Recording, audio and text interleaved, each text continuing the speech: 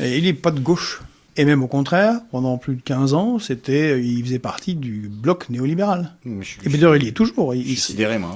Après, il est ultra-atlantiste. Glucksmann, c'est au-delà de l'atlantisme. Le type, en 2003, il est allé en procession avec d'autres pour s'excuser à l'ambassade des États-Unis que la France n'avait pas fait la guerre en Irak. Ah oui, carrément. Il était au cercle de l'oratoire, qui était la représentation, littéralement, des néoconservateurs américains en France. C'est un néoconservateur. C'est un tenant de l'expansionnisme et de l'hégémonie américaine dans le monde. C'est même pas un mec de droite français, encore un mec de droite français, un bourgeois, au moins c'est la France. Mais là, c'est même pas ça, c'est les États-Unis. Parce que ce qu'on sait pas, c'est que Glucksmann a déjà été au pouvoir. Il a été conseiller pendant 5 ans d'un bonhomme qui s'appelle Saakashvili, président de Géorgie. C'est pour ça que tout le monde sur Twitter le dit. Et la Géorgie Qui est en tôle en raison de la répression armée qu'il a organisée contre son peuple en 2007 avec l'envoi des chars et de la police dans tous les médias, avec des morts. Puis non seulement était conseiller, mais sa femme, Alka Goulajde, était numéro 2 au ministère de l'Intérieur. Donc sa femme avait les mains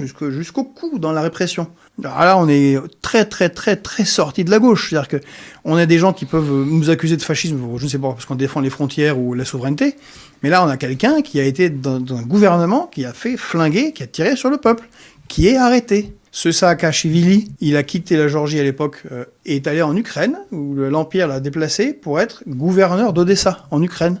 Il n'avait plus la nationalité géorgienne, il était gouverneur avec la nationalité ukrainienne.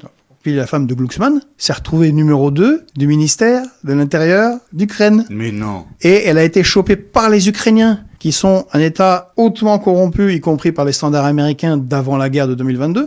Elle avait été attrapée à l'aéroport de Kiev avec une valise avec $1 million.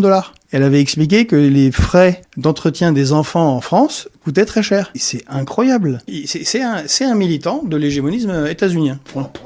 Quand il a été élu au Parlement européen, il a fait une commission sur l'ingérence étrangère, dont il était président. Devinez quoi? Il a trouvé plein d'ingérences russes et chinoises, aucune ingérence américaine. Aucune.